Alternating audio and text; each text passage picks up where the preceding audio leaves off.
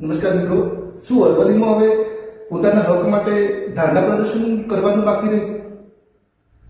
અરવલ્લી તંત્રના ભ્રષ્ટ અધિકારીઓ સદબુદ્ધિ અર્પેલી પ્રાર્થના સાથે વાલ્મીકી સંગઠનના પ્રમુખ લાલજી ભગતના ધારણા પ્રદર્શન કર્યું.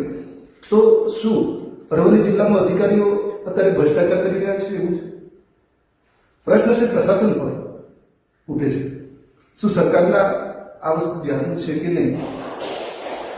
લાલજી ભગતના તમે શબ્દો સાંભળતો કે સબસિડી નાખો, ના કરો ગરીબોને દુઃખી, જિલ્લા ઉદ્યોગમાં અન્યાય થઈ રહ્યો છે, તો પત્ર આપીને થાકી ગયા.